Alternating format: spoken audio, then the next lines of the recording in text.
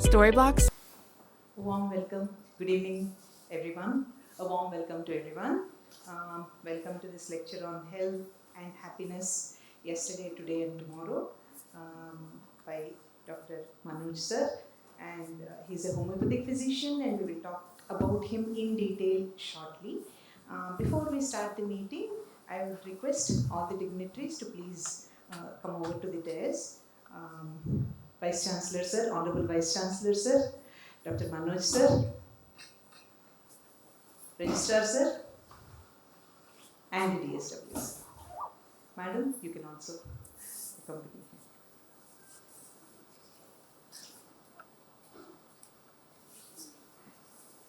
This is a very much required program.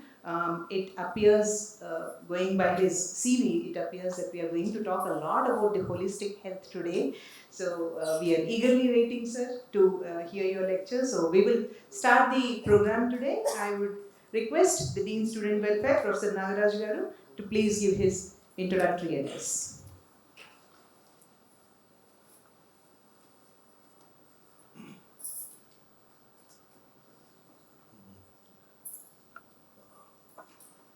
Honorable Vice Chancellor, Professor Vijay Rao sir, respected Registrar, Dr. Nigam Garu, and guest of the honor, and today's speaker, Dr. Manoj, and all my respected teachers and officers, non-teaching employees, and my dear student friends.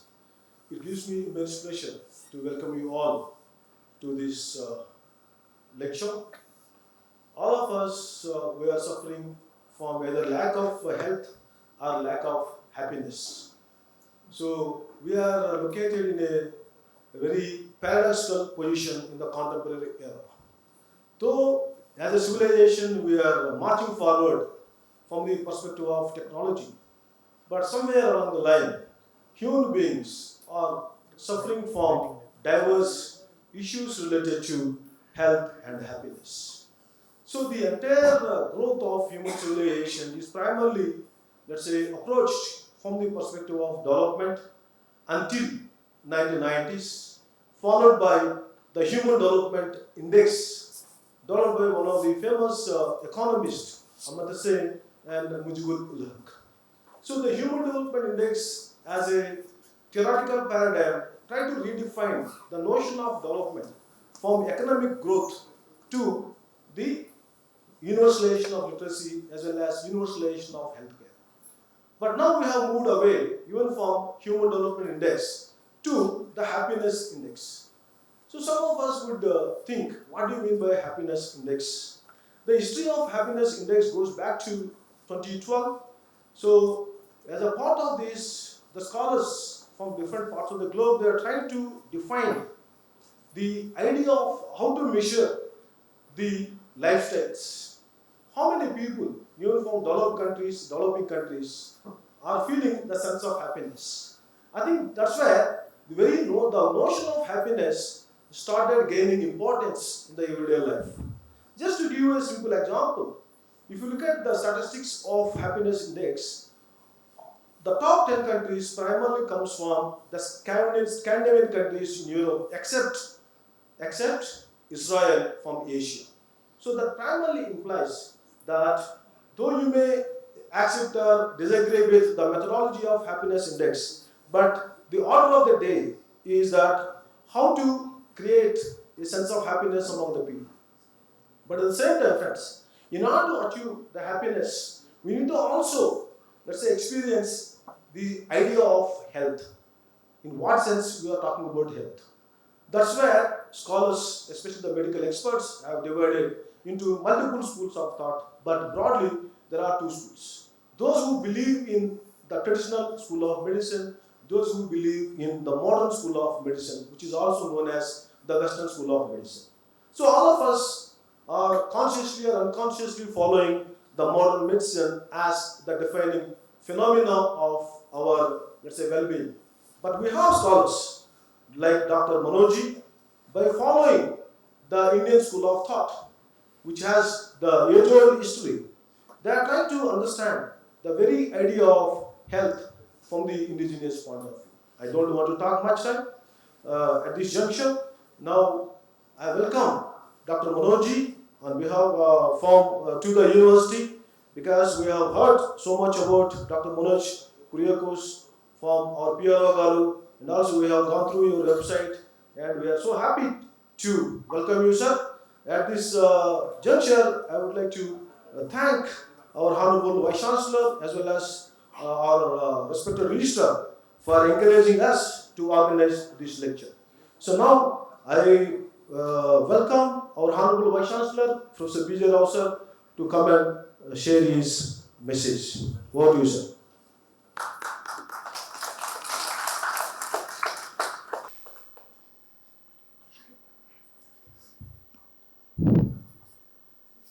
This is my special privilege to invite Dr. Manoj Garu to University of Hyderabad campus, and also to Mrs. Manoj Garu, who is sitting here with us in the campus.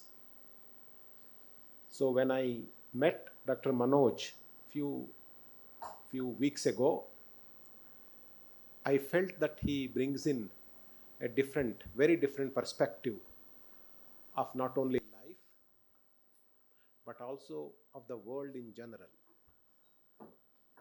And it is important for all of us to look at world, life, society, health, happiness, etc., from various point of views, because no single shoe will fit in all our contexts. So I was very impressed by what he was telling, what he was trying to explain, etc. I requested him, please come and talk to us in a formal seminar. And here came the seminar title, which is Health and Happiness, Yesterday, Today and Tomorrow. So you see, this is an all-encompassing title.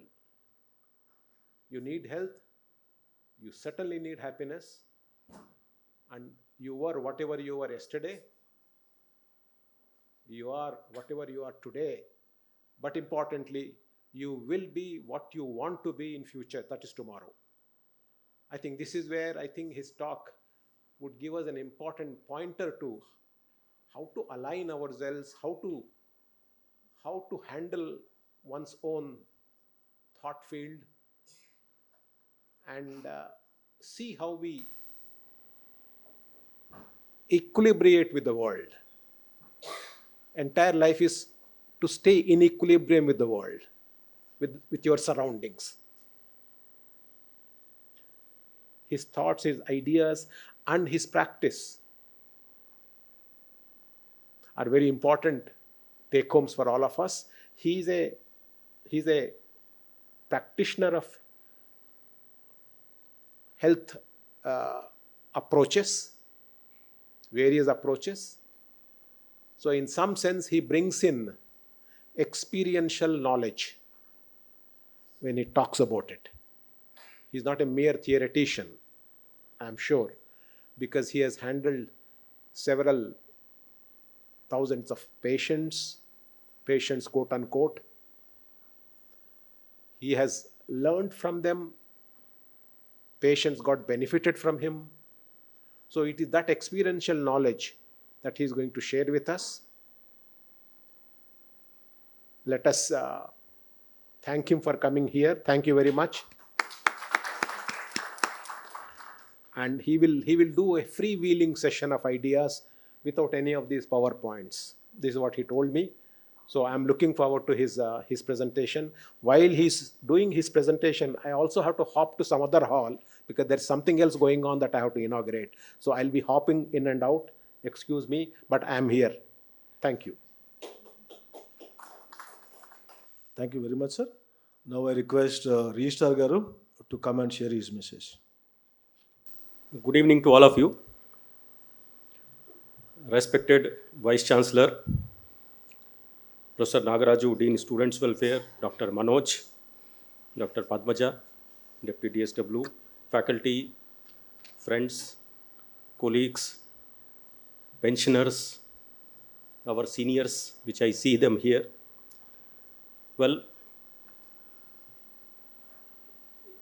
in our real life, often we are confused whether health is important or happiness is important, because we never consider the third option, both the above.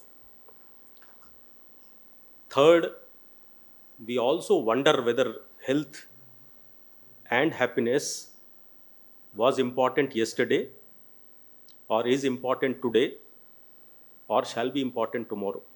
We heard in past that money can buy happiness, and whoever said money cannot buy happiness simply didn't know where to go for shopping. In a cardiologist's office, a cardiologist's cabin, where he used to operate several patients for bypass, angioplasty, and all, a quotation was written. I'm sharing with you. यदि हम हंस लेते दिल खोल के यारों के साथ, यदि हम हंस लेते दिल खोल के यारों के साथ, तो ना खोलना पड़ता दिल यूं औजारों के साथ. We miss laughing, we miss smiling these days. We are in so much of stress and pressure that we have forgotten smiling. Friends, let's smile as much as we can till there is no tax on smiling. आज शाम भी खास है, वक्त भी खास है, मुझको भी एहसास है, उनको भी एहसास है. इससे ज़्यादा और हमें क्या चाहिए कि डॉक्टर मनोज मेरे पास हैं और मैं डॉक्टर मनोज के पास हूँ. I won't take much of time. I request to hear the talk of Dr. Manoj, about whom we have heard a lot, and I'm sure each one of you will be a changed person after his talk is over. Thank you. Now, I request Padmaja Garu to come and introduce the speaker. It's my honor and pleasure to introduce Dr. Manoj Kuriakose, a homeopathic physician practicing for the past 33 years and seeing at least 100 patients a day. And let me tell you, as a student of psychology, homeopathy is very close to psychology, and psychology and homeopathy are related pretty well, associated pretty well. Homeopathy uses a lot of psychological based, personality based. Correct me if I'm wrong, sir. And that's the reason why I said we are going to hear a lot about the holistic health today. He's going to talk from biopsycho perspective. If not social altogether, probably that's also going to be integrated in it, a holistic perspective. Well, he has combined the knowledge that he has gained from all his interactions with people and combined it with the spiritual knowledge. That's what is very interesting over here. We today talk about wellness and health as not just biological, psychological, social, but also spiritual. So it looks like all the components are going to be discussed today, thanks to Dr. Manoj. And he gives a different perspective. Very quickly about him. He has done his bachelor's in homeopathy way back in 1990. His father was also a renowned homeopathic physician working for the central government health scheme. Homeopathy, as we all know, is largely personality based, and several of us must have experienced when we go to a homeopath, a lengthy discussion about the likes and dislikes and what not with homeopathic physicians. Now, Dr. Manoj is special in that he has developed what could be termed as a pathological prescription, which means that medical diagnosis of the case is made, supported by the required investigations, and treated according to the diagnosis. In fact, homeopathy is known to heal the disease from its root. It goes to the root cause and takes a lot of time. Dr. Manoj's aim is to heal his patient. This is where I said he is special, in the shortest time possible, as he understands that in this modern age, there are ever-changing trends. There is a change in lifestyle, time, it's the only absolute and most precious commodity, as just now Registrar Garu has said, that we don't remember about anything else, we don't think about anything else. So he has developed his own unique way of relieving patients of their suffering from the core, while at the same time maintaining the good old efficacy of homeopathy within a short time that. And he has set his homeopathic unit with the aim to include homeopathy as an effective and scientific system of medication. This foundation provides comprehensive healthcare techniques which make homeopathy a healing source for the masses. So we are all eagerly waiting, sir, to hear you and the inputs that you're going to provide. We are all fortunate to be here today to listen to you. Thank you. Please. Please.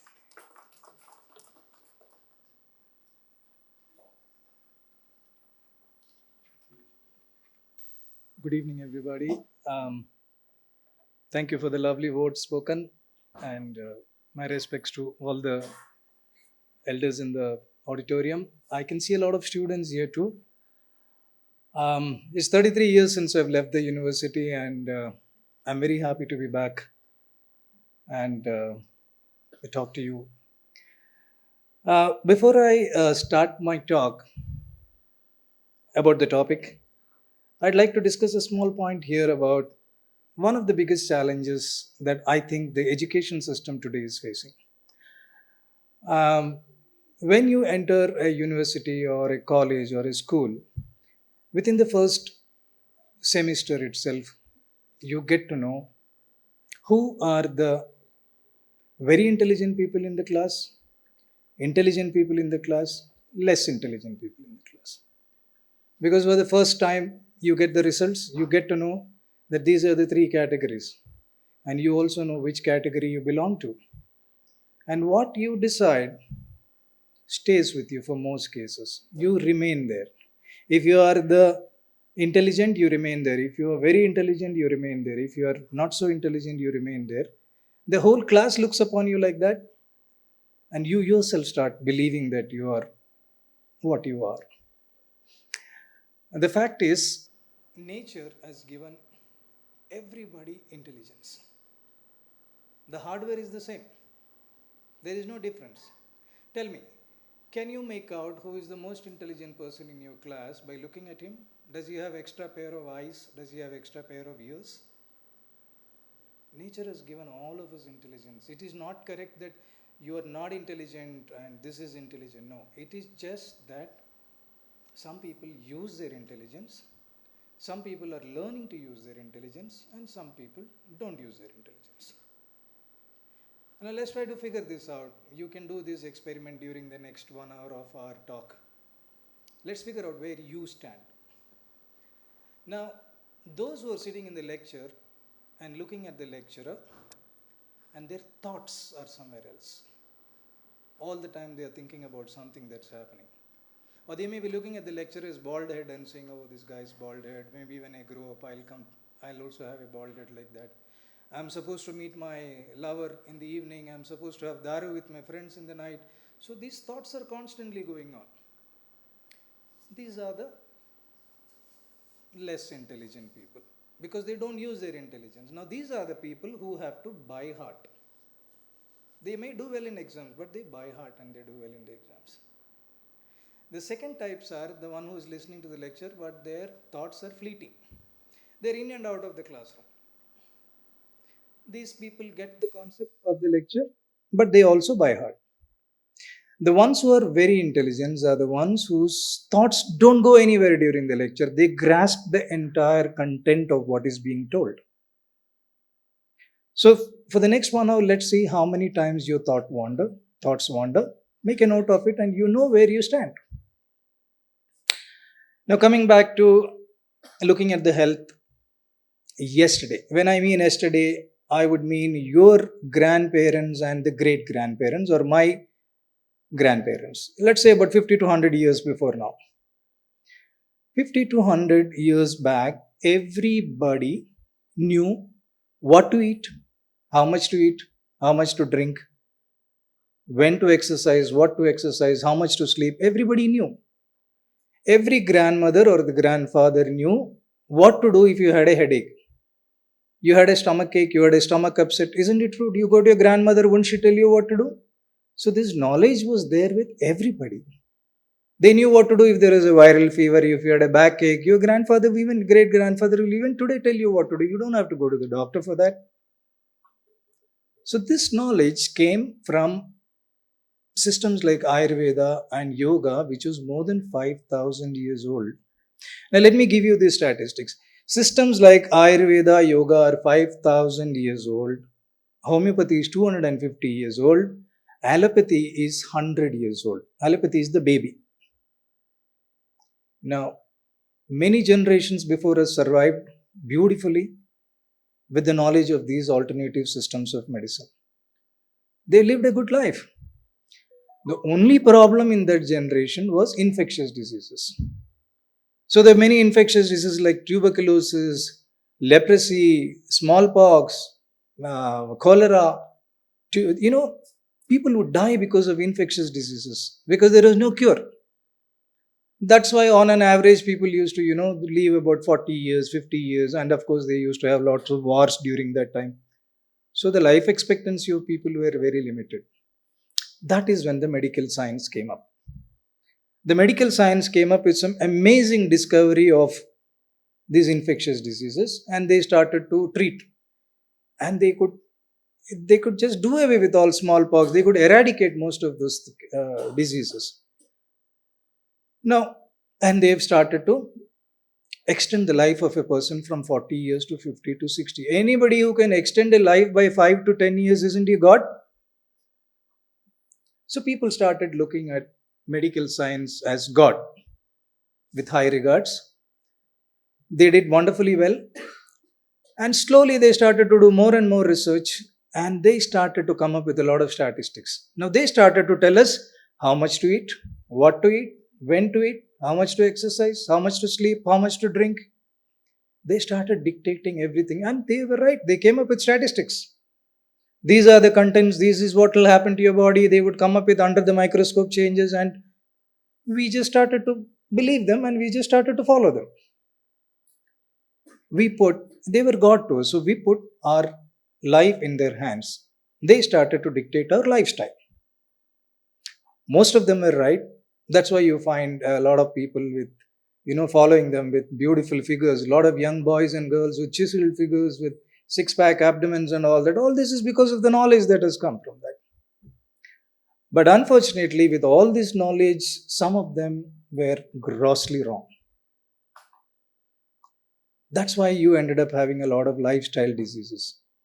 And you started to get diabetes, blood pressure, thyroid, obesity, kidney failures, cancers.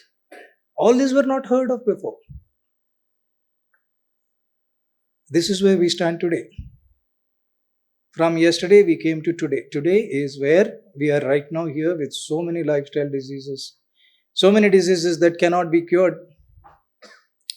Visiting the doctor so very often. So today, suppose you have a stomach pain and then you go to a doctor. He'll write a series of tests for you. He'll say, get an ultrasound done, get an MRI done, get a blood work done and come. So you go back to him the next day. He'll see all those reports and he'll tell you, all your reports are normal. You say, doc, but I'm having a stomach pain. He says, yeah, but all your reports are normal. Then he says, okay, today's doctor is very considerate. Let me tell you this. He'll tell you, okay, let me give you some medication. You take these medicines, you'll get better. And you go back home.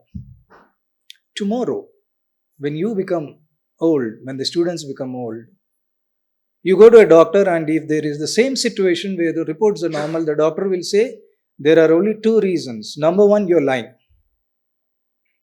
Number two, you go to a psychiatrist. You eventually will end up with a psychiatrist because you don't know what the hell to do. So you will start taking antipsychotic medicine though you have a stomach pain. So what I'm trying to tell you is, do you want these machines to decide what is wrong with you? Today, if you're already there, tomorrow, if the machine says there's nothing wrong with you, there's nothing nobody can do for you. That's how we are headed. Now go back home and ask your grandfather or your great-grandfather how many times in his life has he got a blood test or an X-ray done? He'll either tell you once in my lifetime, or he'll say I never got it done. You guys, students, are in your 20s. You would have already got it multiple times.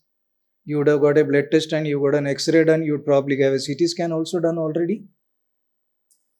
So do you want to believe in the statistics that are being given to you, or do you want to believe in your living grandfather who's had a wonderful health. You decide what is it that you want. So this is the situation of today, tomorrow. Now, how do emotions cause diseases? Let me explain this to you. You know that the moment you stop breathing, you die, right? More than the heart. It is when you stop breathing, you die. Breath is your essence of your existence. How many of you know about your breath? Have you ever tried to observe your breath? Do you deep breathe? Do you breathe deep, shallow? How is your exhale? How is your inhale? What is the gap that you have? Do you even know that you've been living for 20 to 30 years, or a lot of people so many years? Do you even know that every 40 minutes predominantly you breathe through the left and then it changes to the right? Are you aware of this? No. Lots of you are not. Breath is the essence of life, but we do not know what breath is. We have never had the time to look at because we take these things for granted. Now, it is proven that you breathe a different way when you're angry. When you're panicking, you breathe a different way. When you're angry, you breathe a different way. When you're jealous, you breathe a different way. When you're joyful, you breathe a different way. Now, when there is an intense emotion that happens in your body, the breath changes, and this intense change in the breath will cause disease.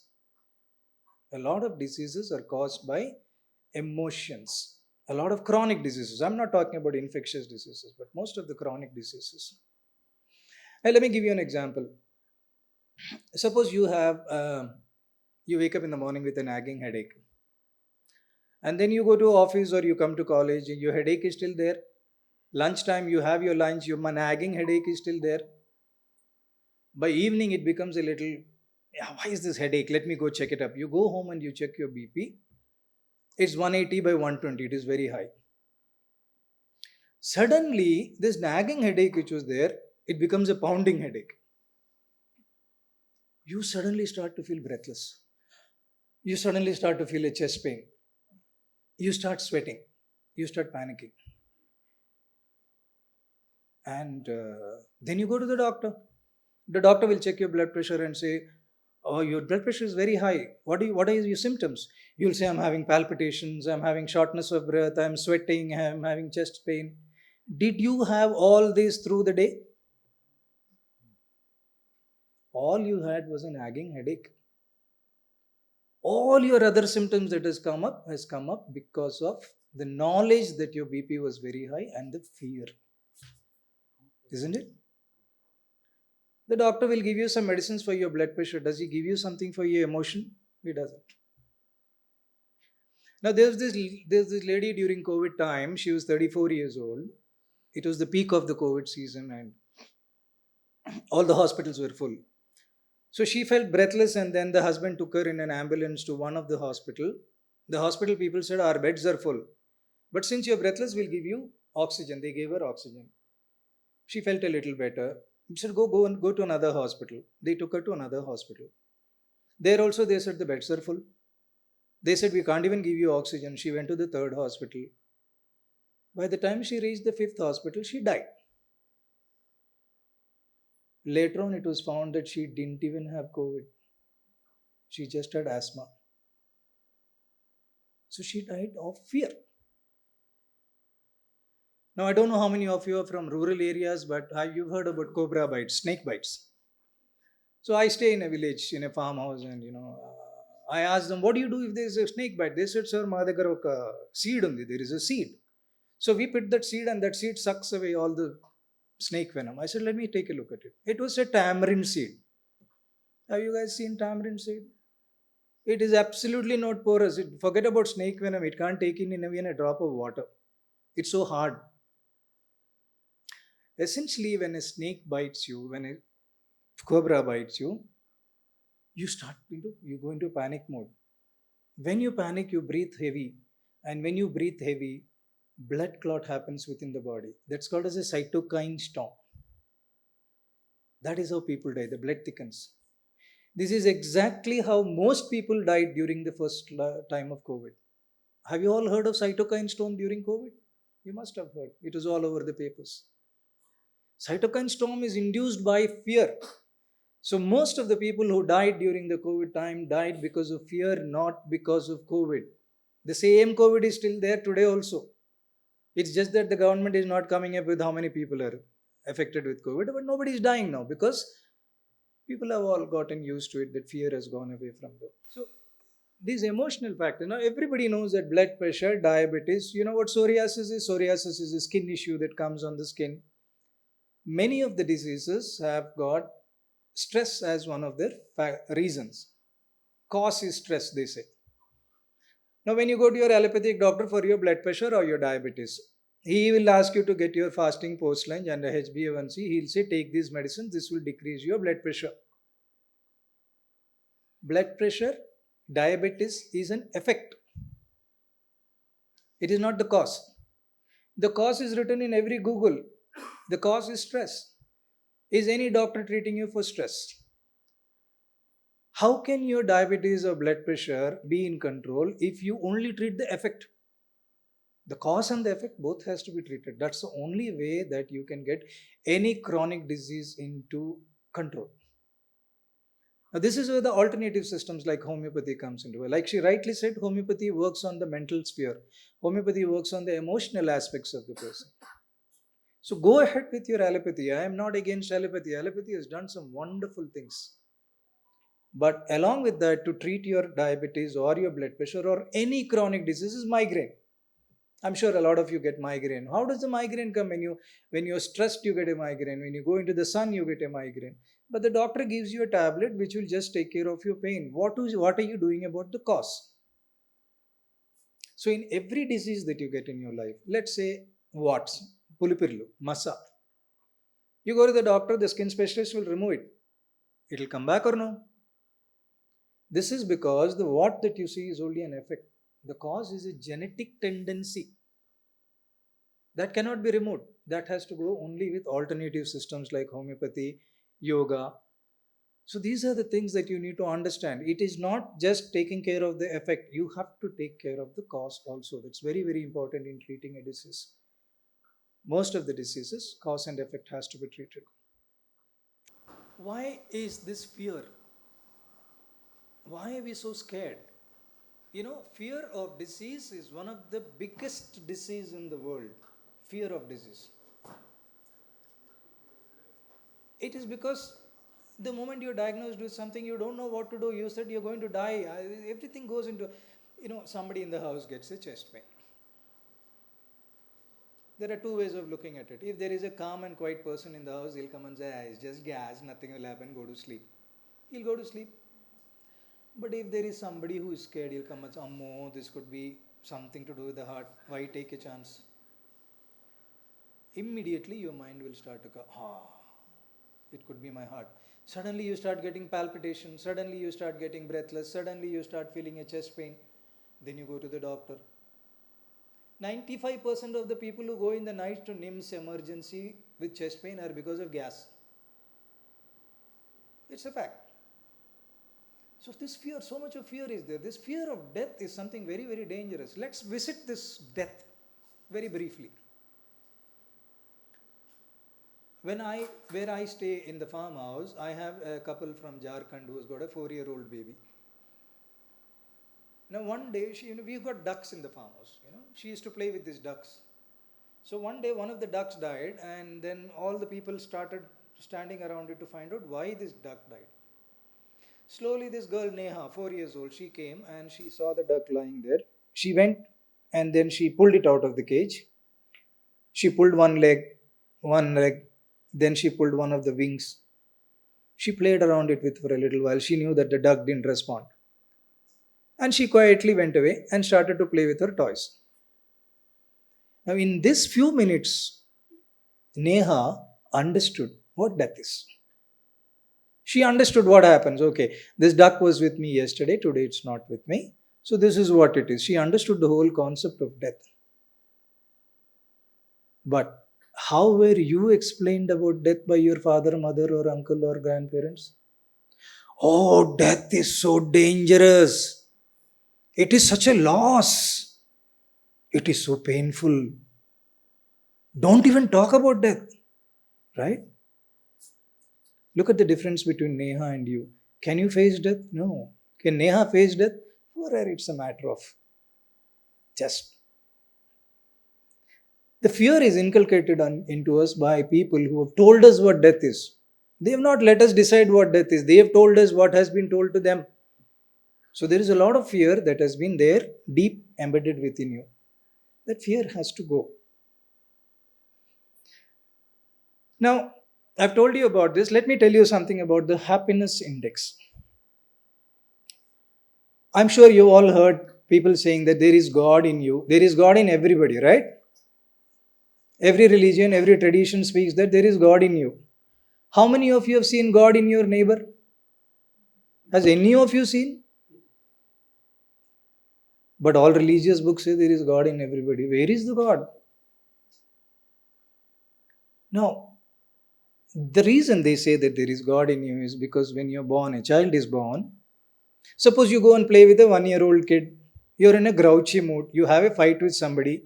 You suddenly come and play with a 1-year-old child. Do you smile or no?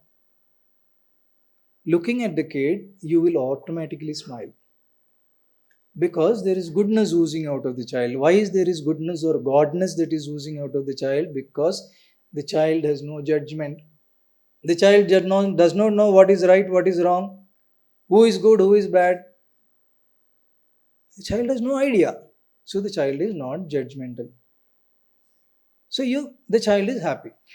Now, as the child grows up, the mother starts to teach him what is good, what is bad, who is good, who is bad, what should you do, what should you not do. So the child learns a whole lot of things. Slowly the child starts to form his own opinions and the God goes into the background. God doesn't go away. God can't go away because we are a part of God. Just that the God goes into the background. Spirituality is all about unlearning these things and bringing God to the foreground. That's as simple as that. Now let me ask you another question. How happy were you all when you were 6 years old? Bubbling in joy, you were running around in joy, you were dancing, you were shouting. Now you are in your 20s, there are people in their 50s. Has your happiness index gone up by 5 times? 4 times? 3 times? At least are you as happy as were you when you were 6 years old? Yes or no? Are you as happy as you were 6 years old? You're very happy. You progressed a lot in terms of comfort and convenience. Science and technology has given you so much of science and you're 100 times more comfortable and convenient than you were when you were 6 years old. But you're not even as happy as you were when you were 6 years old. Are you going in the right direction or the wrong direction? Think about it. I'm not here to tell you what is right, what is wrong. I'm just putting facts before you. Everything that we do in life on our own, like you've joined the university, you want to excel in studies, you want to become something, you want to earn a lot of money, buy a car, buy a house, find love. Everything that a human being's done on his own is done in pursuit of happiness. Yes or no? Name one thing that you do on your own which does not involve happiness. One thing. You eat, you smoke, you drink, you drive, you buy. Anything that you do is in pursuit of happiness. So logically speaking, when your comfort and conveniences come up like this, your happiness index also should be on the rise. But unfortunately, it's not on the rise. You're in the wrong direction. I'm here to kind of show you some ways and means of going back into the right direction. So let me begin with meditation. Most of the people think that meditation is some kind of a mystical experience. They think that, you meditate and then there's some heavenly thing that happens to you. Something unusual happens to you. Something that has not happened to anybody happens to you. And that is how they start to meditate. But within about 10 days, 15 days of meditation, nothing is happening. And they leave. Their expectations are very high. Let me tell you what meditation is. Meditation is nothing but being in the present. Our mind is all the time jabbering. All the time jabbering. There are two particular thoughts that our mind is jabbering about. One is the past, which are our memories, good memories, bad memories. Two is the future, which are our tasks, what to do, what to become. These are the two thoughts that are all the time jabbering. It's a movie that is going on in everybody's head. Now, in meditation, you quieten the thoughts of the past and the future. You are in the present without any thoughts. That is what is meditation. Now, it is like you're standing in front of a huge machinery. There's a lot of sound, a lot of vibration. Suddenly the power goes down and goes off and the machine shuts down. How do you feel? There's a calm. There's a feeling of goodness. That's exactly what you feel in a meditative state. Because your thoughts are down, you feel calm. Your head feels very light. Your body feels very light. You feel like you're floating. This is the state of meditation. In this meditation, what happens in the body is, we have something called as a pineal gland. I'm sure all of you know about it. It secretes some hormones called as dopamine, oxytocin, endorphin, serotonin. These are called as good feel hormones. In this state of no thought is when all these hormones are released. When these hormones are released, you are in a state where you're thoughtless. Whatever is the next thought that comes into your mind, it intensifies that thought. It could be a good to see. We have a vivid sense of imagination and a beautiful memory. So, some memory can come, some imagination can come. Whatever is the first thought that comes, we are stuck in that thought in meditation. That's why you feel a lot of people who are meditating either crying in joy, crying in sadness, laughing, smiling, because you're in an intense experience. The thought is intense. That's what meditation does to you. An intense experience is something where it is focused. Like you go up to the podium to receive a trophy for topping the university. It's an intense experience. I'm standing here and talking to you. All of you are listening to me. It's an intense experience. Sex is an intense experience. There are so many intense experiences. Human beings are all the time craving for intense experiences.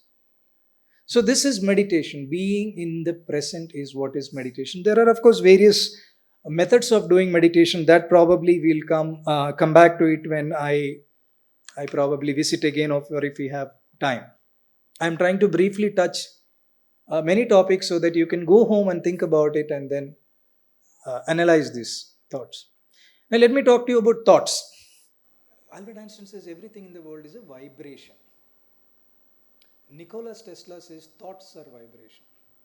It only means that every thought that comes into our mind goes out into the universe as a vibrational frequency.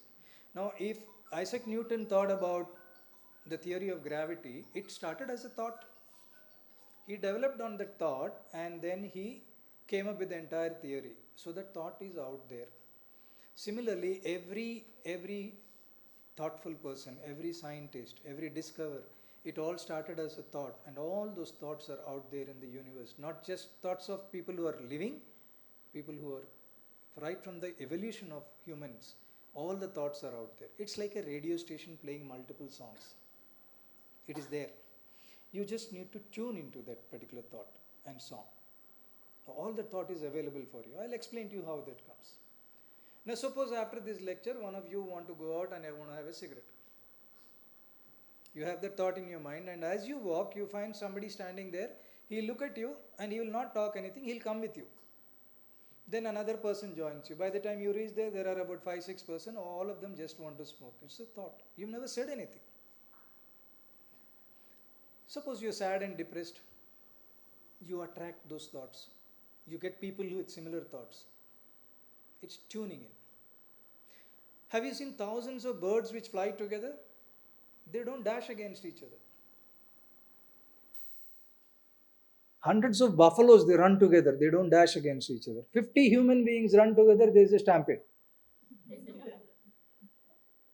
It's because there's a movie going on in everybody's head. Everybody sitting in this auditorium has a movie going on in their head. Somebody is saying, what the hell is this fellow talking about? Somebody is saying, I have to get back home. Somebody is thinking of something else. Everybody has a movie. The most intimate partners, husband and wife, the most important, how much ever in love they are also, they have a different movie going on in their head. You cannot have a similar movie going on in your heads. These are thoughts. So if you're able to access certain thoughts without doing anything like smoking or like, a thing like that, just imagine with a little bit of meditation, how much you can grasp from the universe. Let me tell you the story about Ekalavya. You know about Ekalavya, the character in Mahabharata. So this guy went to Dronacharya, said, I want to learn archery. Dronacharya, for whatever reason, said, I cannot teach you archery because I'm whatever. So this guy went back and he made a statue of Dronacharya and he started to practice. And he became the best archer in the world. He was better than Arjuna. The story goes on to say that, Dronacharya asked Ekalavya for his finger so that he doesn't compete with Arjuna. But the point I'm trying to make is, how did he make a statue and become the best archer in the world? Few thousands of years back, the student life used to be only between 12 and 21. Nobody studied till the age of 12. 12th, they were sent to an ashram under a guru, and by the age of 21, they would finish their education.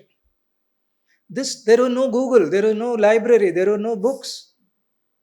But the knowledge got transmitted. It was transmission through meditation. Everything was transmitted. That's exactly what Ekalavya did. He tuned into Dronacharya's knowledge and he transmitted into him. If it can happen some thousands of years back, why can't it happen now?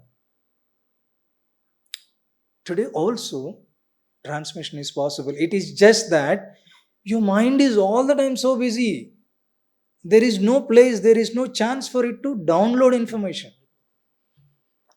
Quieten your mind. It will automatically download into you. What you need to do is, once you learn a concept is there in this, something is being taught in this class, go back home, meditate on that particular thing. The entire thing will download into you. You will know the concept. If you know the concept, you don't have to do anything. You understand. You are in touch with reality. There is nothing that you need to read. So you just need to focus. So there is information out there for you to download. Any kind of information is there out for you to download. You just need to know how to do it. Now, I'm sure all of you have heard of the 5 elements of nature: earth, water, fire, air, and space. Now, we human beings are made of these 5 elements. Let me explain how. You were born a very small baby and now you have become some 50, 60 kgs or 70 kgs. How did you become that? It is all that you ate. All that you ate from the earth. Vegetarian, non-vegetarian, everything is from the earth. So what you are today is from what you have eaten. So earth is essentially a part of you. So if you get a blood test done, you will find magnesium, chloride, calcium, potassium, everything in your blood. It is all available in the nature. So it proves that you are a part of the nature. Scientifically, it is proven that 72% of you is water, including your bones. So there is water in each one of us. Third is fire. Fire means heat. In a place like Antarctica, earth is there, water is there. But is there life?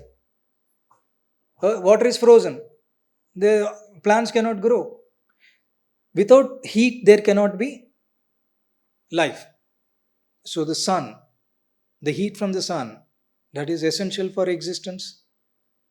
The next is air and space. Air and space basically comes from, air is there in the air. What is not air is space. So we are also made of air. There are a lot of air in your lungs. In your stomach there is air. In your intestines there is air. There is space in us. Between the joints there is space. So air and space, we are a part of these 5 elements. We are made of these 5 elements. It's very important that we balance these 5 elements. Earth, you can balance by being in the open air, walking barefoot, planting trees, walking with mud. I can talk about my generation or a generation which is above me. There are gentlemen sitting here.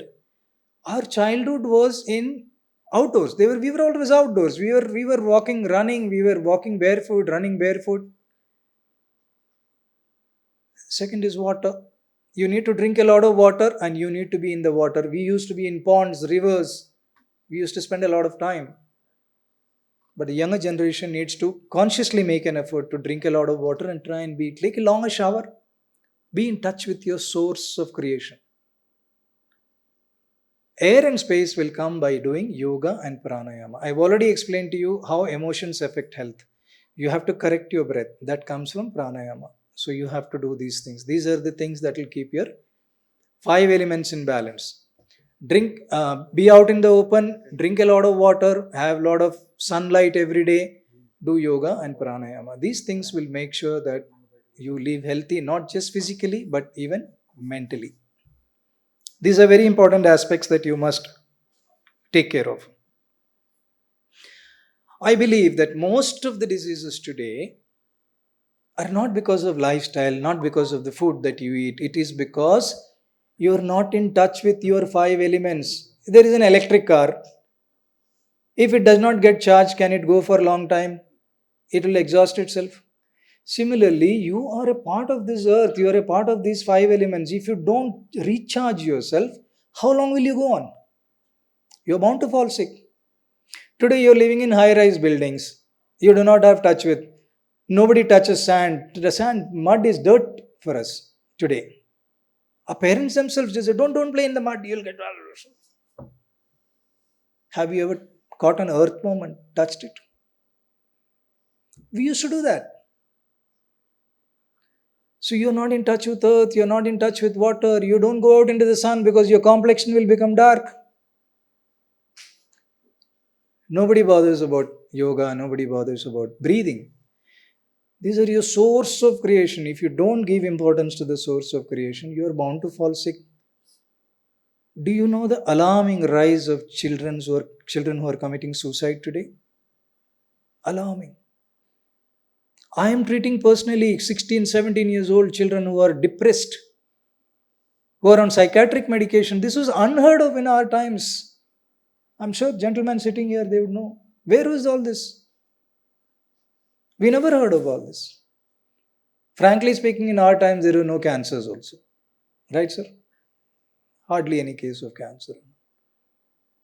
So, I firmly believe this. These 5 elements of nature has to be in balance. That's one of the most important thing that you do. The second most important that you do is about eating. Now let me ask you this question. Today, the amount of food that you eat is same as what your father eats, or your grandfather, or your great-grandfather eats. The amount of food. You eat as much as your father or your grandfather eats. This is because from childhood you have been told, beta itna khana. You have to eat so much. If you don't eat that, you cannot get up from the table. Correct? So you continue to eat as much as your parents and grandparents eat. Now let's look at your grandfather. He was out in the field. He was cycling. He was walking. He didn't have car like you or bus like you. He was 95% outdoor. Today you are 95% indoor. Does it make any sense that you can eat as much as your grandfather eat? Nobody has told you. Nobody has thought about these things. You just continue what has been told. You just follow. Listen to what you have been told. Now, technically speaking, your stomach is the size of your fist, This is how much is your stomach. All of you can just do this. This is what is the size, anatomical size of your stomach. This is how much the stomach can digest. But the stomach is very accommodating. It can keep increasing like a balloon. The more you eat, the more it will increase. But it can digest only this much. What will happen to the rest of the food that you have eaten? It gets partially digested. Do you know the carburetor in a motorbike? If it gets overflow, it gets choked. So this partially digested food is what is going and making you sick. Can't you understand? The excess food that you're eating, your stomach is not able to digest and it is partially getting digested and you're falling sick. Food is important as long as you're growing vertically. 16 years, 17 years, 18 years, 20 years. After 20 years, all the food that you make, you don't grow taller, do you? You only grow horizontally.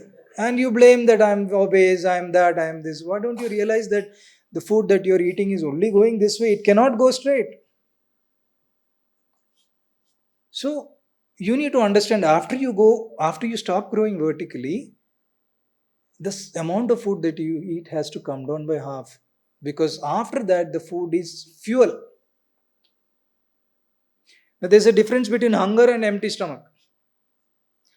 Hunger you feel when your stomach wants energy. You eat.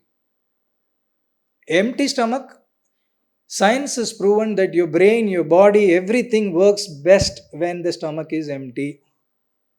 Do you feel good after your stomach is full? You want to lie down somewhere. You want to take a small nap. You want to sit down, I'll sit for some time and come. Nothing works when your stomach is full. So if you have this concept that food is fuel after you stop growing vertically, you give your stomach only so much food. Now, how do you give so much of food? You take a ball, this, your palm size, this is the size of a ball that you should be eating, but eat every 4 hourly, because this much food gets digested in 4 hours. No problem. And you can eat what you want. Don't be choosy. You put one sweet in that, put some biryani, whatever you want, you put in that and eat it. But eat this much. After 4 hours, go back and eat again. Not a problem. Now, if you give it a lot of food, so much of energy the food needs. It's like, that cement and mud which is mixed in that mortar. Your stomach has to work like that. So much of energy, all your energy goes into digestion, and you are left with no energy. You want to just lie down. Now, there's something also called as unconscious eating. Suppose you go to a dawat, marriage. You get in a plate, you take biryani and you eat it. The first morsel of biryani, "Arey kya biryani banaya." The second morsel is good. The third mouthful, you feel that, oh, very tasty. After that, you meet a friend of yours, you keep talking to him, and then you suddenly realize that my plate is empty. Isn't it? Unconscious eating. Then you again fill it up, and you stop eating only when your stomach is crying, "Enough! I'm done. I can't take anymore." Till then, you go on eating. Then you keep the plate down and you take a bowl of ice cream. First spoon, very sweet. Second spoon, sweet. After that, you don't even realize what it is. And last bite again, amma, one, that you eat it again very deliciously. Unconscious eating. We're just used to this unconscious eating. Also, I'm not blaming you. It is the parents. Without our knowledge, we've told the children, eat, eat, eat. We have made it so compulsory that, if food has become so much important, without realizing that we are damaging your people. If the child doesn't eat, we beat the child till it eats, or we punish the child that it doesn't eat. The child knows, "Mama, I don't want, I'm fine." And he's running around all the place. He's got so much of energy. Mother comes and tells, "Doc Saab, my child is not eating food." Is he active? Boy, he's super active. Why do you want to give him more food if he's super active? No, we used to eat so much. My mother told you used to eat so much. This is how we have spoiled you. We are responsible. But it's not too late. If you understand the concept and try to change away from that, it's not too late. Let me tell you this thing. If you're able to eat this much every 4 hourly, and if you eat only when you're hungry, trust me, you don't need to do exercise. There's no need for you to do exercise. This is for the students, faculty members and elder people. Even if you eat this much, you still have to do exercise. Because a lot has gone in. But you guys, you don't have to worry about exercise if you eat only this much, and if you consider food as fuel and you eat only when you're hungry. Now let me talk to you about sleep. There is a concept that, you need to sleep for 10 hours a day, 12 hours a day, 8 hours a day. Now, these concepts came up about 200 years back. 200 years back, people used to be, like I said, 95% active. They will be doing manual labor. Their body needed rest. So they would come and sleep for 8 hours or 10 hours. Today, you are hardly doing any kind of physical exercise, and you want to sleep 8 to 10, 12 hours. For what? You decide. People like Narendra Modi, Shah Rukh Khan, Sadhguru, Bill Clinton, they don't sleep more than 4 to 5 hours. Most productive people in the world. You decide you want to go by the statistics or you want to go by the living examples of people who are competent enough even after sleeping only for 4 hours. You sleep, you decide. It doesn't mean that I'll sleep for 4 hours, 10 hours I'll be on my comp, I'll be on my phone. Stuff like that. You need to give your brain rest. You need to understand that. You have a lot of time in your hand for productive use. Don't waste it on sleep. It's a concept. I am again holding ourselves responsible. We've told you sleep for 8 to 10 hours. It's important. Sleep is important for a child because sleep induces growth hormone. So if a child sleeps more, growth hormones are produced and the child grows more. After that, sleep is laziness. Sleep is waste of time. So you decide. You want to look at the people who are alive and performing so beautifully, or you want to go by the statistics. This is something you need to decide. I'm not sure how many of you smoke, but the concept of smoking, let me tell you what the concept of smoking is. When you smoke basically because you feel light in the head. It gives you a feeling of goodness in your head. That's the reason people smoke, and that's the reason people are addicted to smoking. But medically, what happens is when this nicotine goes, it goes and releases dopamine. That dopamine is the one which makes you feel good and it makes you feel lighter. So when you smoke, this dopamine is released either in the first drag, second drag, or the third drag. The moment that buzz comes into your head, stop smoking. Throw away that cigarette. Because if you believe that you go on smoking, you will go on getting the buzz, that is wrong. 70% of the cigarette that you inhale is going and choking your lungs. It is not doing anything to you. You're taking it unnecessarily. I'm not promoting smoking here. I am only telling people who are smoking and who are not able to give up, smoke only till that buzz comes. Once the buzz comes, throw the cigarette away. At least you are reducing your smoking by 70%. This will be there in your mind. I'm telling you this, the next time you smoke, you do it. Those who are smoking. Similarly, for people who drink alcohol, it is scientifically proven that only 30 ml of alcohol can be metabolized by the liver per hour. One small peg in an hour is what the liver can metabolize. That is what goes and gives you that high cheers. You get that good feel.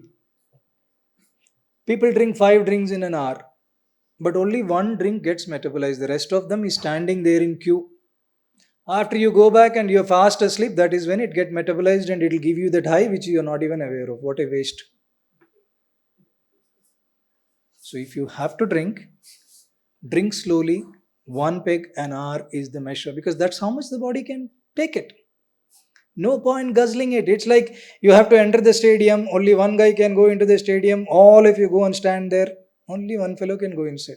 No point. So this is the logic, because today you may not be a smoker or a drinker, but tomorrow you might be a smoker or a drinker.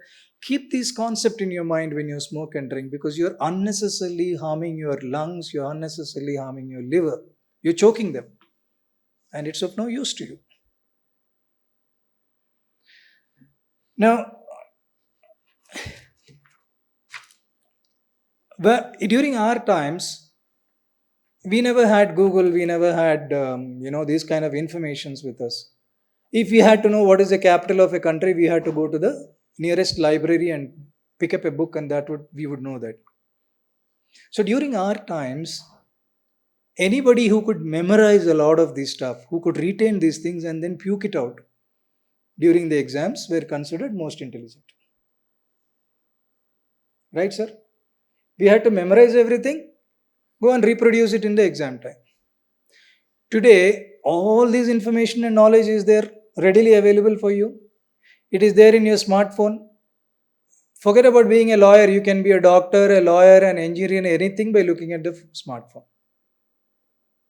So today, what you guys need to excel is in the concept, understanding what it is. It is not there in the by hearting, it is not there in accumulating knowledge. That is not what it is.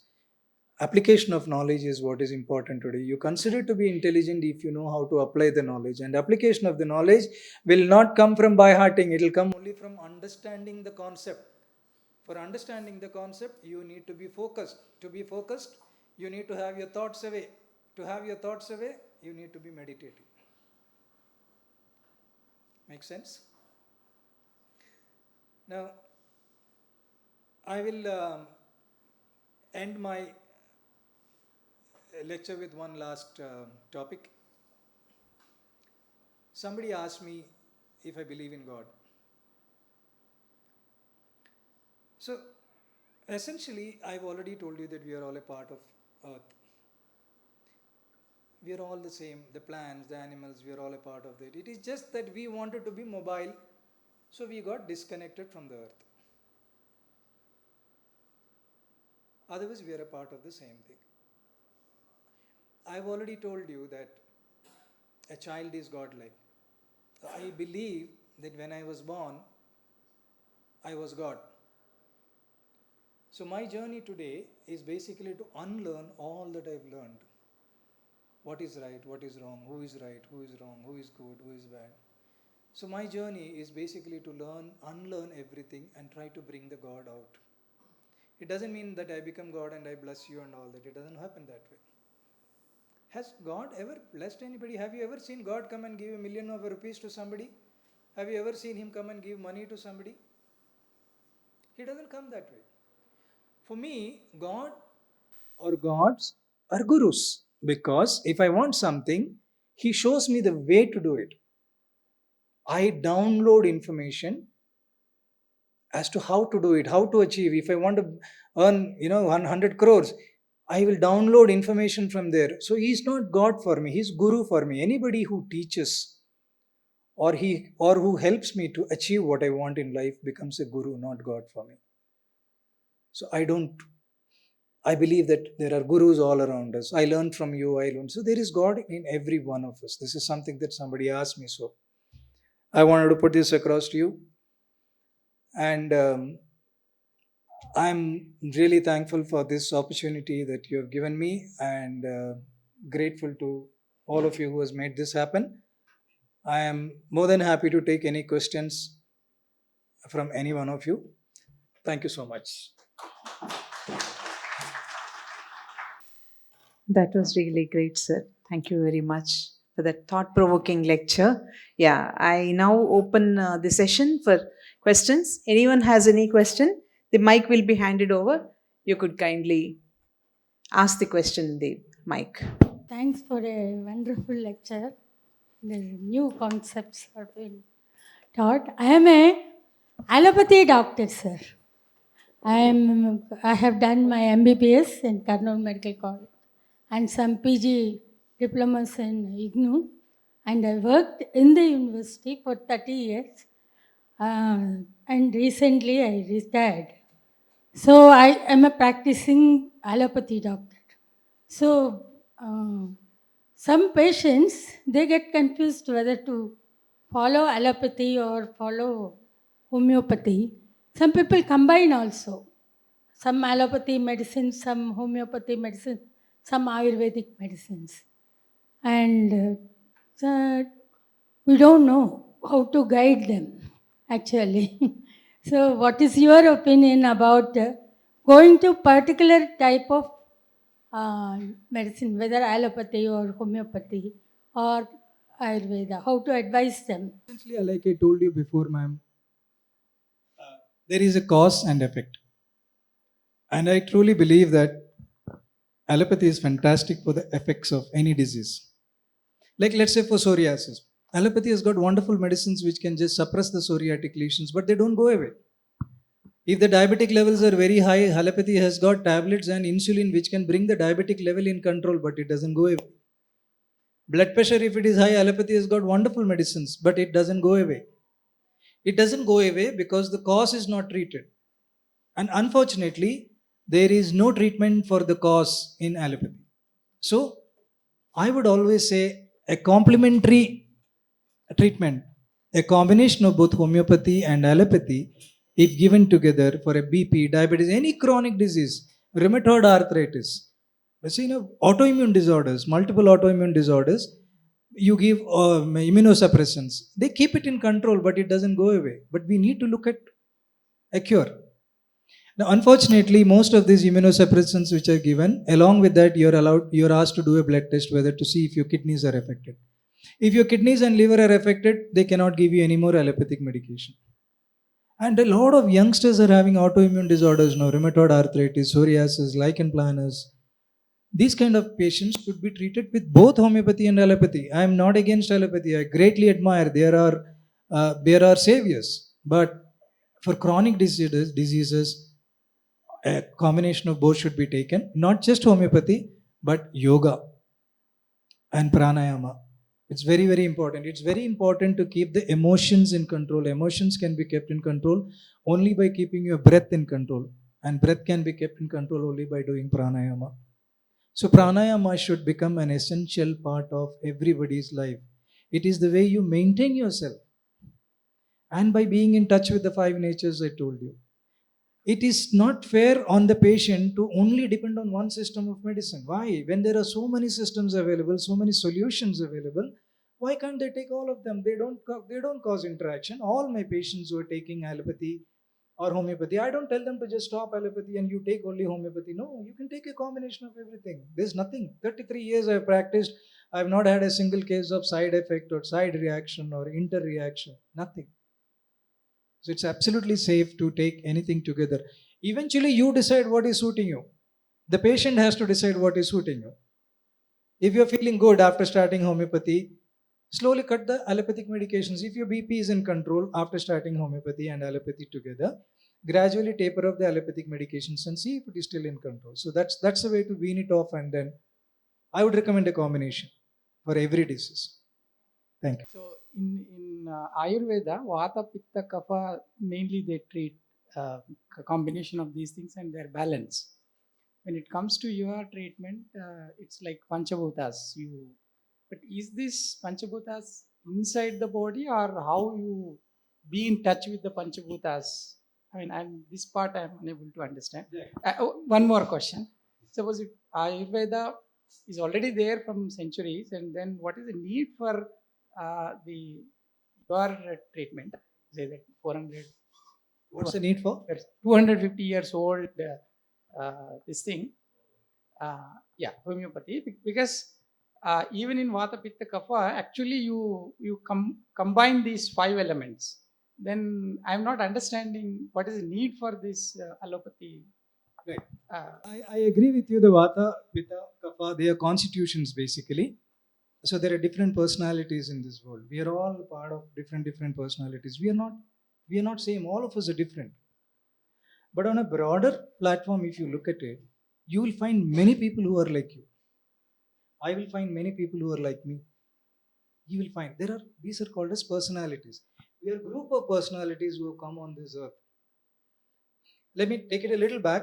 If you look at Mahabharata, there are different personalities in Mahabharata. And each of those personalities are described very beautifully.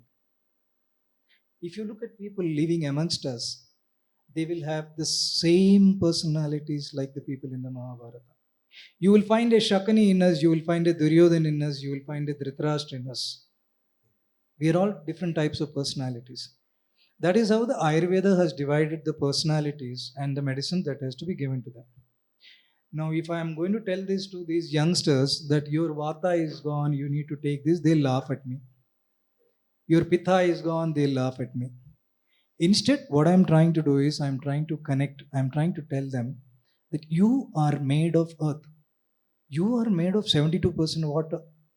You need the sunlight. You need air and space. So I am trying to tell them that you are a part of earth. That's the source of your creation. If you're not in touch with your source of creation, you will fall sick. That is why they are falling sick. You are not falling sick as much as them because you are in touch. You are brought up with that particular. These people are not. They're living in the high-rise apartments. They don't go into the sunrise. They have no concept about breath. They don't do yoga. They do physical yoga, they don't do the pranayama. For them, body is important. They're not realizing that you're not the body, you're not the mind. That's a spiritual conversation. Probably we can have it some other time. But why do you need homeopathy? Because homeopathy, according to me, is the only system of medicine which deals with mind. Do you know that there is a medicine for a woman who hates her husband? She cannot stand the sight of her husband. There is a medicine called as sepia. There is a medicine for a person who wants to be alone. I don't want people, I want to be alone. There is a medicine for a person who cries at the drop of a hat. There is a medicine who gets angry. So all the emotional aspects of the people have been put together in the homeopathic books. And the person is grouped in those particular personalities. So there is nobody else, no other system which deals with the mind as much as homeopathy deals. Not even Ayurveda. Ayurveda does to some extent in the Vata Pitta, but nobody does it as much as the homeopathy does. I'm not trying to promote homeopathy here. I'm trying to promote alternative systems of medicines. I'm here to bring about an awareness about what is available out there. I mean, people don't know that there are available, we in our clinic have treated thousands of patients of migraine, sinusitis, immunity. So what will you do? Suppose, I don't know if there are people who get boils.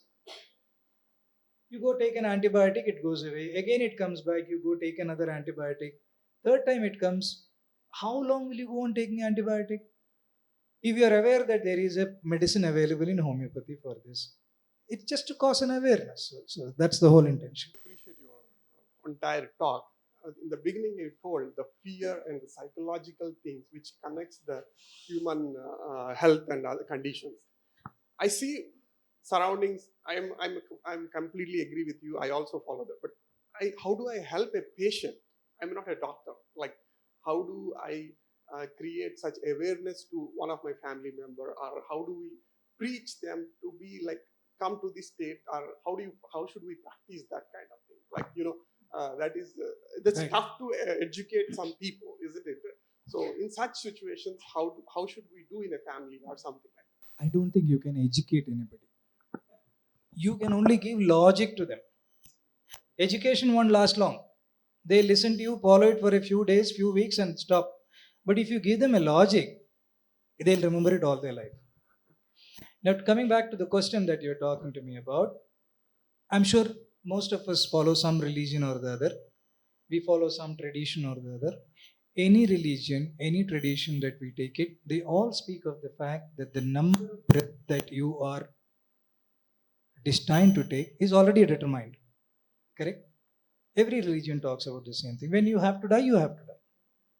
There is also something called as karma. What you have to suffer, you have to suffer. All these things about this doctor saying that I have saved this man, he was supposed to die yesterday, but I saved him, he's living, all crap. Nothing like that happened. If that was the case, why isn't that they're able to save everybody in the emergency? Does everybody get saved when they reach the hospital? No. Apollo Hospital has got the best equipments, best cardiologists, but there are still people dying there. Why? So when you got to go, you got to go. Essentially, what you need to understand, if you understand this concept that what is meant will happen, if there is an emergency in the family, the first thing that you need to do is you be calm. It's all right. Nothing will happen to you. Trust me, nothing will happen.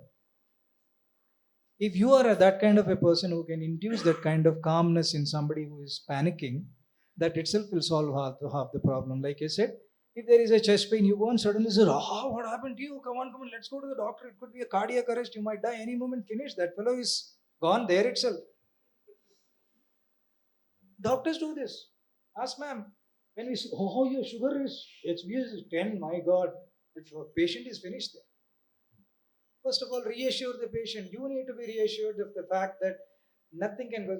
God has made such a beautiful engine, machine, body. Nothing can go wrong with it. Now, there are people staying in rural areas. Number one, they can't afford medication. Number two, to reach a hospital, they have to travel 20 kilometers. They're living 70 years. Their life expectancy in India, in city also, their life expectancy is 70 years. So where is the logic behind it?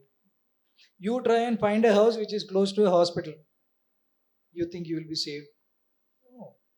So be calm in the first place. Number two, you need to explain to them about the cause and effect, like I've told you. Most of the diseases, if you look at it, there is a cause and effect. It is only the effect that is being treated by the modern system of medicine. Cause is not treated. So you have to look at alternative systems. You look at any alternative system that you believe in that makes sense to you, not necessarily homeopathy, Ayurveda, it could be anything, but try and make. A lot of people come and ask me, what is the purpose of my life? You know, they expect me to tell them that, your purpose in life is to become a big man, make so much of money, make this one, this one. No, the purpose in life is God has been kind that He blessed you with intelligence. You need to first figure out how am I alive, what is keeping me alive, where is my breath coming from, what is the sun meaning to me, what is the earth meaning to me. Explore yourself, seek, and you'll find the answer. That is the purpose of your life. Why are you alive? So basically, if you use your intelligence to keep yourself joyful, life becomes very simple. Unnecessarily, we are getting scared about anything. Now, I was traveling the other day on the road and I saw a board which says, if you are passing a lot of gas, you could be having cancer in your stomach. After 50, everybody farts. Every time you fart, you are reminded of that word. I am having cancer. So there, you are inducing fear. Then if you are farting to more than 2 to 3 times a day, you eventually end up there. That fellow will put something up your thing and then he'll say, oh, everything is all right, go back home. But there is a fear. Everything that we do, there is a fear. If you don't eat so much of carbs, you will end up with this one. If you eat so much of carbs, you will end up with this thing. If you do fasting, you will end up with this thing. If you don't do fasting, you will. Which one to believe? Do you know that your body talks to you? Next time you sit down to eat, as you eat, listen to your body.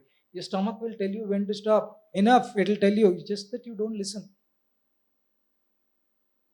Everything the body will talk to you. You just need to pay focus attention on the body. Focusing on your body is the need of the hour. This is what we are not doing. We have taken it so much for granted. We have given our body to the scientific community to manage. And they've made a mess out of it. Today we are sitting in that mess, unfortunately. So we need to go back to those days where you know what to do. Your grandmother always knew what to do. Your grandfather always knew what to do. They were not in this kind of trouble. I mean, does it make sense what I'm saying? Thank you. Good evening, sir. Thanks to the investors for arranging such a nice lecture, and I request the Vice Chancellor to upload this data into the invest lecture so that the persons who missed what is a nice lecture can get knowledge of out of this. My question to you is that nobody is talking about millets. Why don't you leave the rice part and other parts and then come to the millets part? So how do you suggest the audience here and the public that what is the difference between this rice and millets? Because I am habituated from last 3 years I am taking millets. So I want to know from your level, because I even visited your clinic for my liver problem a few years back, and you have given me a nice medicines combining the allopathy and homeopathy, and within 1 or 2 months I got the treatment from you. So what I wanted to ask you is what is the difference between the millets and the rice products and the things? Right. If I'm going to talk about millets, I would be talking against what I have been speaking the last 1 hour. My concept is very simple, sir. I don't think there is anything that can be good for all of us. Something what is good for you need not be good for me. It could be good for somebody else. It could not be good for anybody else. Everybody has to find what is good for them. It is not for the doctor to tell them what is good, what is bad. My concept of diet is after you stop growing vertically, you eat what the hell you want. Life is also about sense gratification. You're always looking for pleasure. If you don't enjoy what you eat, what is the point in living? Simple as that. If you're told to live a particular way, eating only this kind of food that you don't like, I mean, I'd rather die than be alive. What's the point? I mean, one of the major reasons why we live today in life is because we want to eat tasty food. Now, my concept is you eat what you want, whatever gives you gratification. Anything that you do with joy, that you do with happiness, will not harm your body.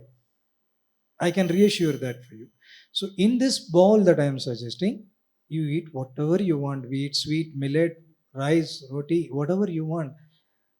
It will not harm you because you are only giving your stomach so much that it can digest. Anything that you give more than that it can digest is what will be partially digested and give you problem. Many people, many patients come and ask me, what is the diet that I should follow? I spend 2 to 3 minutes with a patient, and how the hell can I say what is good for you? You note down what is good for you. When you eat sugar, you're having so and so problem. Okay, let me keep sugar away. If you're having milk, it is causing bloating and gas formation. Stop having milk. If I tell you to stop milk, you will go and tell 10 other people, Dr. Manoj said, don't drink milk. They will also stop drinking milk. But it is good for them. Milk is good for them. Why should they stop drinking the milk which is good for them? It makes no sense to me. You are the one who decide. Look, I'll tell you something about doctors. We doctors, we spend 3 to 5 minutes with you. 23 point whatever is spent, you are on your own. You know your body better, or we know your body better. We spend 5 minutes, we know you better. Even medicines. When you take, when you should take, when you should not take, you should know. Not the doctor. You come and tell the doctor, I've been having for so many years, I've been having this, give me medicines, he'll give you. But you decide what is the dosage you want. You decide. You got knowledge in your phone, smartphones, everything is there. I am only saying reclaim your life, reclaim your lifestyle. Take it upon yourself. You decide what is what. Don't let somebody else decide. It's all messed up. Stop doing that. You decide what you want. No. For these youngsters who are there, he's been asking about millets. A lot of mothers, a lot of these young girls, So I have these young girls who are going to get married. They come to me. The mother brings them to me. And the mother gives them all kind of lectures. You need to be like this, your mother-in-law. You need to treat your mother-in-law like this. You need to treat your father-in-law like this, brother-in-law like this. I am asking you, has it worked for you? You are teaching your daughter how to be with your mother-in-law, but are you good with your mother-in-law? No, you tell them whatever is being told to you. Before you advise the youngsters, first look at it if it is relevant today. Like I told you, amount of food that you eat. You tell your child, no, you have to finish that bowl. Is it relevant today? The child doesn't need so much of food because he is not physically active. So there are a lot of things that we need to change about what we tell others, including us, sir. We doctors, we speak out of books. What we speak, these books were written 200 years back. 120/80 is the normal blood pressure. This was written 200 years back. 200 years back, they called 100 people. They checked their blood pressure. Okay, the average was 120/80. During those days, the people were 95% outdoors. They would be cycling, swimming, they would be working in the field, paddy field, not much stress, no processed food and all that. How can you, who is 95% indoors, have 120/80? Is it possible? Why didn't you go and ask your doctor the same thing? The next time you go to the doctor, he says, your BP is 130, 140, you have to start on medications. Ask him, sir, to 120/80, 200 years back, it was told, how can I have 120/80? Sir, ask your doctor, let's see what he has to answer. So use your intelligence everywhere. I'm saying reclaim your medical. Don't let the doctors dictate things for you. Live life on your own terms. I believe that being alive is important. I mean, being alive is not important. Living your life is what is important. My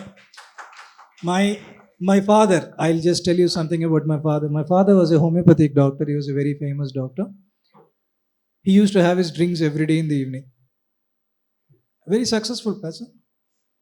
And he eventually ended up having cancer and he was bedridden. So he was bedridden, and then that was the time I became a doctor. And all the knowledge I came, and he used to ask me in the night, give me one or two pecks.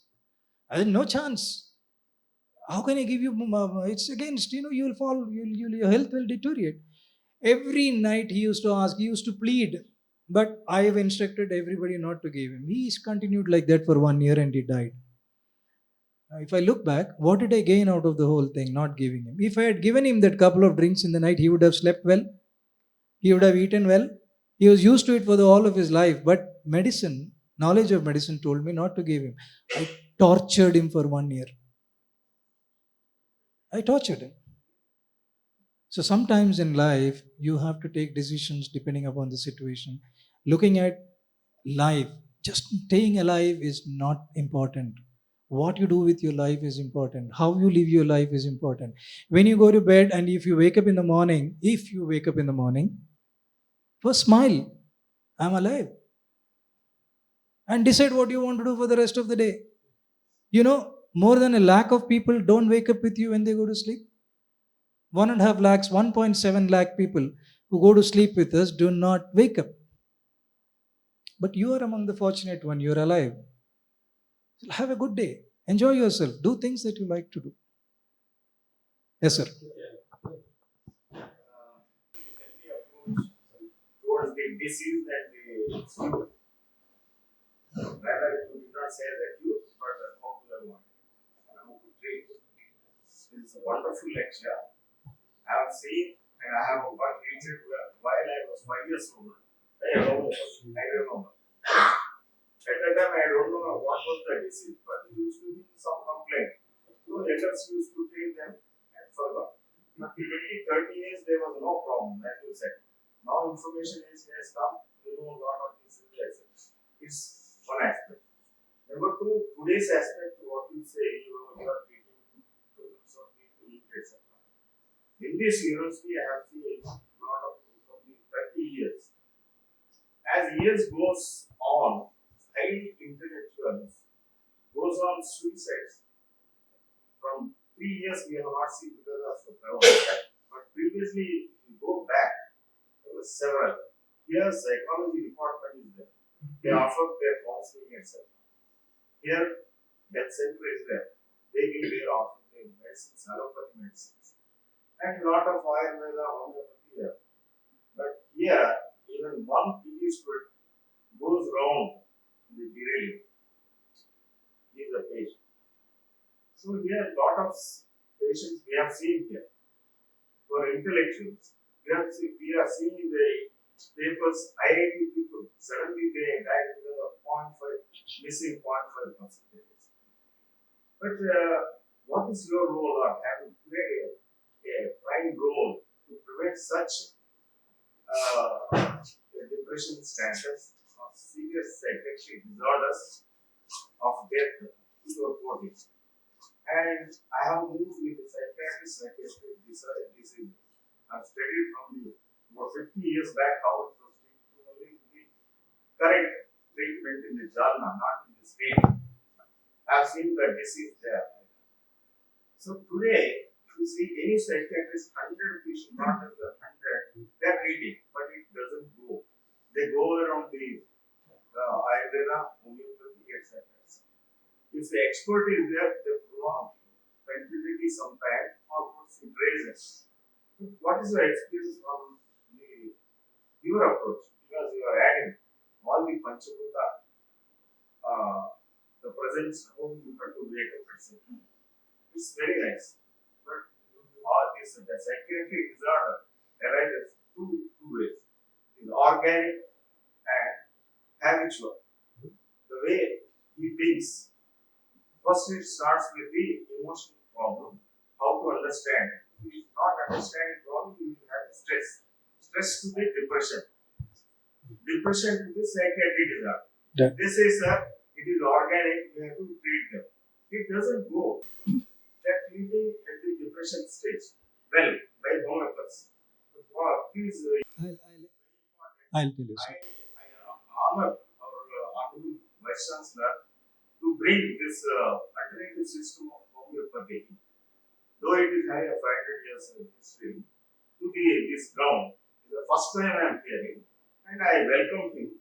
to bring this Ayurveda and yoga practitioners and musical experts because it is a holistic, integrated approach of health needs today by the WHO. So, I agree, sir. I agree. Thank you for the question, sir. So there are chemicals which are given to you. When these chemicals are given to you, your emotions are in control as long as you are on the medication. The moment you stop antidepressants or these chemicals, you're back to being what you are. It is again the effect that is being treated. The effect is the depression. But the cause of the depression is what we need to find out. The cause can be multiple, it can be hereditary, it can run in the families, or it could be some emotional incidents that has happened in the person. So it is very important to go back to the cause. What is the cause is very important. Now, when you talk about intellectuals who are doing this, most of the intellectuals they commit suicide because of comparison. They compare. It is always competition. That is the reason. Now, let me give you my own example, sir. I have owned 50 cars in my years, in my whole life. 50. It is, I'm not exaggerating. 50. Now, all these cars I have bought is not for my own pleasure. It was all to show the people that I have arrived. It was all for somebody else that I have done. When you build a big house, you don't build it for yourself, you build it for appreciation from others.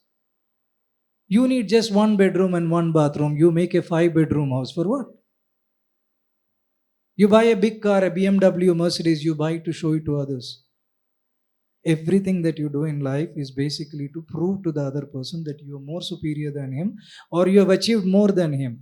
The moment you are able to let go of this comparison and you live life for yourself, there will be no depression. You will not need medications, you will not need counseling. But this will come essentially from being brought up like that. We are not brought up like that. We are being brought up with a competitive state of mind. You have to be top in the class. If you have to be top, the second guy is going to feel depressed, the third is going to feel depressed.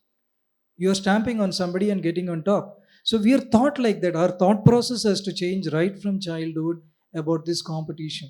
It has to go. Like I said, every one of us is intelligence. It is just that we don't use our intelligence. In the first trimester itself, you are told you are intelligent, you are not so intelligent, you are super intelligent with your marks. You are already stamping somebody there. Expectations go up. Here, you are feeling depressed. So, a whole lot of change has to come in the education process itself or the way we are brought up here. Homeopathy works wonderfully for psychiatric illness. Now, what I suggest is if you are on a psychiatric illness, psychiatric medications, combine homeopathy and allopathy together and gradually taper off the allopathic medication. Absolutely. Purely based on my personal experience, I wanted to ask this question.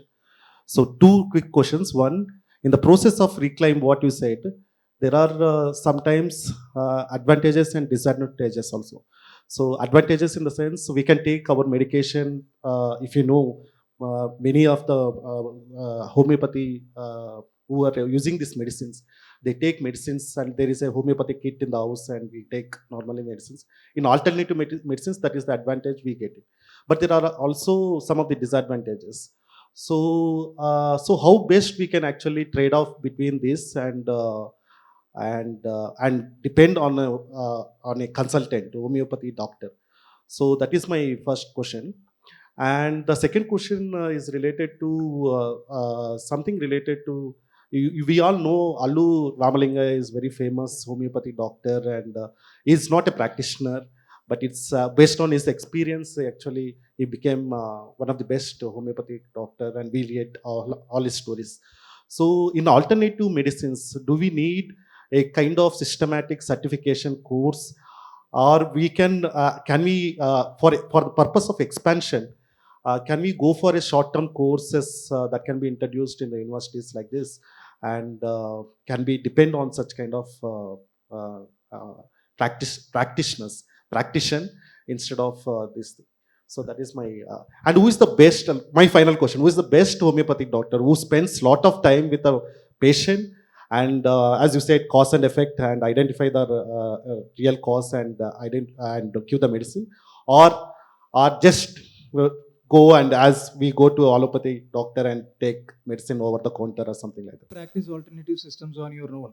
This is basically the question. Now, 5,000 years I've told you Ayurveda is in existence. 250 years homeopathy has been in existence. Have you heard of any side effects of Ayurveda or homeopathy? Every drug in allopathy has got a side effect. But have you heard of a single side effect that has happened, except from some allopathic doctors who says that no, the Ayurvedic medicines have got some mercury in them and all that. But otherwise, have you heard of anybody dying with allopathy or Ayurveda? I mean, homeopathy or Ayurveda? No. Homeopathic medicines and Ayurvedic medicines are very, very safe. There is nothing wrong when you practice it at home. Thousands of generations we have lived. Our grandparents always lived on these generations, these things. They were not qualified. Second question is, does this work? Can anything last thousands of years if it doesn't work? Simple logic. Can homeopathy last 250 years all over the world if it would not work? Nothing can last if it doesn't work. People will just rubbish it. 250 years it has lasted. Ayurveda 5,000 years it has lasted. So it's absolutely safe to practice on your own simple things. Don't go into diagnosis and all that. Let the doctor do the diagnosis. Now the second question coming to you from a short course. There used to be an RMP course which was there, but I think the government abolished it. Now you are not allowed to practice homeopathy unless you have a proper degree. It would be nice. I would recommend, I would always suggest that a short course can come up where people can take care of, like our grandmothers used to take care of the family. It would be wonderful if they had a first aid course and then you can practice it in the house. That will be wonderful. That doesn't mean that we doctors will lose our practice. No, you will anyway come to us when there is major diseases or something. You will always come to us for diagnosis and all that. The third question you want is who is the best homeopathic doctor who can spend a long time? Definitely it is not me. I don't do that. Because first of all, if you want somebody to spend a long time with you, you need to look at your psychological health. You need somebody. You have. I don't mean it in a bad way. All of us have it. People, you expressed it. A lot of them don't express it. One of the only reasons why homeopathic doctors are successful is because they give a lot of time to the patient. People don't go for the medicine. They go because somebody is listening to me. My wife doesn't listen, my child doesn't listen, my grandfather, nobody listens to me, nobody has a time for me. This doctor is giving me 15-20 minutes, he's listening to all my problems. It is very good. I have come out with a shortcut where, within 2 to 3 minutes, I know what is the diagnosis because I know what personalities are. I can know a particular person, see, this fellow will suffer from so and so, so and so. This is the way he'll react to a particular season. Because I've read human beings, so I know what it is. There are many doctors, I can personally tell you, or maybe you can contact me on the email and I can tell you. By the way, I also need to tell you that there is an app which I've come up with. You can always go on to drmanoj.com, drmanoj.com, and I have given videos on each and every disease that is available. I've given my view of what is this disease, what can you do about this disease, what is the best treatment that is available for this disease. So you have a sinus, you go there and see what I have to say about sinus. You have arthritis, you see, you have hair fall, you have PCOD. You can keep it in your phone, and whenever you download that app, it's free. Whenever you need some information, all informations about your health is available on that app. You can go on to drmanoj.com and download it. I hope I've answered your questions. So thank you, Manoj Garu, for giving very insightful talk and also very patiently answering all the questions, various types of questions, and explaining them very, very well. I am sure the audience have got enormously benefited, and I am sure most of them will go and look at your online content. They might even get back to you with with questions. So please engage with them and try to give them very useful advice. But ultimately, all of us have to deal with our problems our way. And each of us have to have our way of dealing with our problems. This is the bottom line of what he's saying. Most of us look at ourselves as body, and we also look at ourselves as mind. And entire struggle is body-mind struggle. But in reality, there is also something that is higher than body-mind in all of us, called awareness. If we start living at that level, we could intuitively feel solutions for our own problems. The let go approach that he was talking about is a product of that. If you are at body mind level, you will never let go, because body will never let go. It will only let go when you are at a higher level. So each of us have to discover that. So thank you, Manoj Garu, for this wonderful exposition. Thank you, sir, Dr. Manoj Garu, for that transformational speech. I think all of us, the whole audience, went into a trance and thought, and it's highly thought-provoking. We truly agree with you, sir. Today, we totally agree. Stress is the modern day demon that creates this manifestation of several entities, while allopathy medicine definitely takes care of the disease manifestation. Alternative medicine, relaxation, stress and emotion control methods like pranayam, meditation, all these are successful mantras forever. I take this opportunity to thank Manoj sir for giving us his valuable time and giving us a fantastic speech today, lecture. I also thank Honorable Vice Chancellor sir, Professor P.J. Rao Garu, for having spent so much time with us and being with us all through. I thank Registrar sir, Dr. Devesh Nigam Garu and his office for all the support, DSW, Professor Nagaraj Garu and his office, PRO Ashish and his office, the faculty, the non-teaching staff, the retired employees over here, the students and the members, all members of the campus community who are here, and of course the estate office and the staff of Zakir Hussain auditorium for making these arrangements. I thank one and all on behalf of the office of DSW for making this talk a grand success. Thank you once again.